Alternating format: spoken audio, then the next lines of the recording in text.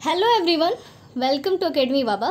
तो बच्चों, अभी तक हमारे छंद परिचय की जो सीरीज चल रही है उसमें हम लोगों ने दोहा छंद, सोरठा छंद और चौपाई छंद उदाहरण सहित पूरी तरह से कंप्लीट कर लिया है और मुझे उम्मीद है कि आप लोगों को अच्छे से वो समझ में भी आया होगा।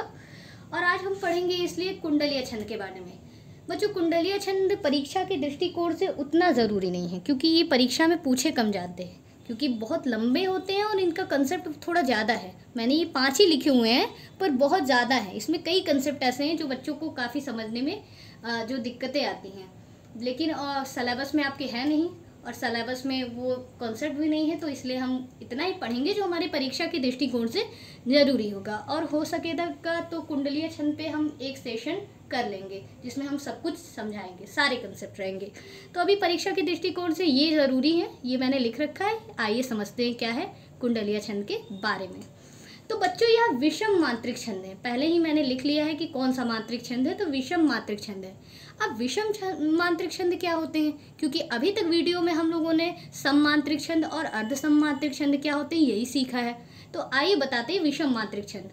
बच्चों, जब मैं मात्रिक छंद पे सेशन लूँगी तो उसमें हम सारे मात्रिक छंद है, विषम मात्रिक, सममात्रिक, अर्ध सममात्रिक, ये सब अच्छे से पढ़ेंगे और उस पर हम उदाहरण भी करेंगे। अभी कुंडलिया के लिए हम इतना जान लेते हैं कि विषम मात्रिक छंद किसे कहते हैं। तो बच्चों, इसका उत्तर है ये हमारा ये वाला पॉइंट। 6 चरण होते हैं कुंडलिया छंद में। तो बच्चों, ऐसे छंद जिसमें 4 चरण से अधिक चरण हो, 4 से अधिक चरण हो, यानी 4 से ज़्यादा, यहाँ पे मैंने लिख रखा था 4 से ज़्यादा, 4 से ज़्यादा चरण हो जिस छंद में, उन्हें जो है विषम मात्रिक छंद कहलाते हैं, वो विषम मात्रिक छंद कहे जाते हैं। तो कुंडलीय छंद में 6 चरण हैं, तो इसीलिए यह छंद हमारा विषम मात्रिक छंद है। तो मेरे ख्याल से आपको विषम मात्रिक छंद का कॉन्सेप्ट जो है कंप्लीट हो गया होगा। ये वाला पॉइंट भी हमारा कंप्लीट हो गया। अब प्रत्येक चरण में 24 मात्राएं होती हैं। तो अगर कहीं ये लिखा रहे कि प्रत्येक चरण में 24 मात्राएं होती हैं तो समान मात्राएं, तो इसका मतलब ये नहीं कि बच्चों ये सम मात्रिक छंद है, नहीं, ये हमारा विषम मात्रिक छंद है। क्यों? क्योंकि कोई भी छंद में हम पहले क्या देखते हैं, चरण देखते हैं, उसके पश्चात हम मात्राएं देखते हैं। तो चरण इसमें 6 हैं, 4 से ज्यादा हैं, इसलिए हमारा कुंडलीय छंद क्या हो जाएगा बच्चों? कुंडलीय छंद हमारा विषम मात्रिक छंद हो जाएगा। ठीक है, अब चलिए आ जाते हैं। मेरे ख्याल से ये वाला पॉइंट आप लोगों को क्लियर हो चुका है। तो चलिए बच्चों, इसको जानते हैं। जिस शब्द से इसका प्रारंभ होता है उसी से इसका अंत होता है। ठीक है, मेरे ख्याल से ये पॉइंट आप लोगों को समझ में आना चाहिए, क्योंकि अगर कोई उदाहरण लिखा रहेगा बच्चों और कहेगा कि आप मात्राओं के आधार पर, चरणों के आधार पर या परिभाषा के आधार पर छंद बताइए, तो आप कैसे बताएंगे? तो बच्चों, कुंडलीय छंद क्या होता है कि इसके चौथे पॉइंट में जो लिखा हुआ है कि जिस शब्द से इसका प्रारंभ होगा, प्रारंभ की अभी जब मैं उदाहरण भाग 2 में, परिभाषा भाग 1, जब भाग 2 में हम उदाहरण करेंगे तो हमें और अच्छे से चीज़ें समझ में आएंगी। अभी के लिए हम इतना जानते हैं बच्चों कि मान लीजिए साई से शुरुआत होगी छंद की, ठीक है, और साई से ही अंत हो जाएगा। तो ऐसे छंद क्या होंगे? ये हो गया जो है हमारा आरंभ, और यहाँ पे हो गया अंत। तो ऐसे छंद हमारे क्या होंगे?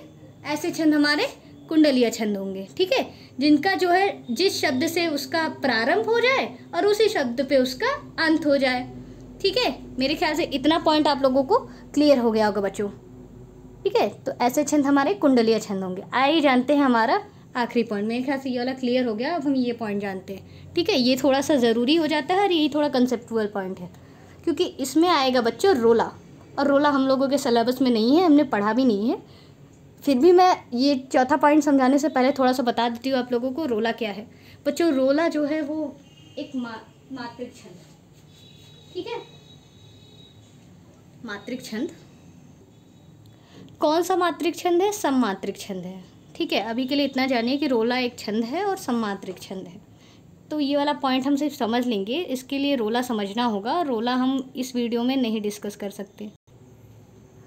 आदि में एक दोहा और अंत में एक रोला छंद जुड़कर कुंडलीय छंद बनता है।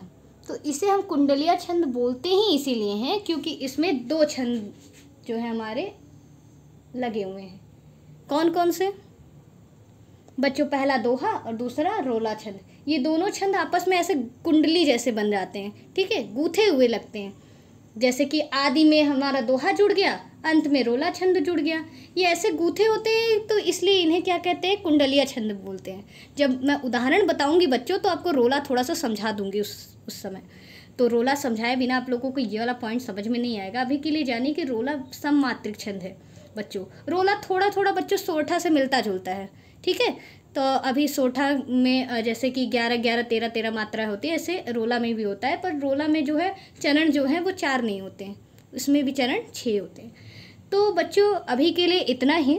मेरे ख्याल से आप लोगों को ये अच्छे से समझ में आ गया होगा। सारे पॉइंट्स मैंने समझा दिए हैं। उदाहरण के लिए देखिए भाग 2, सब्सक्राइब कीजिए एकेडमी बाबा को, ठीक है। ये हमारे परिभाषा है।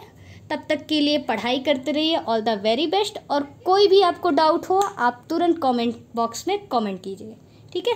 Thank you.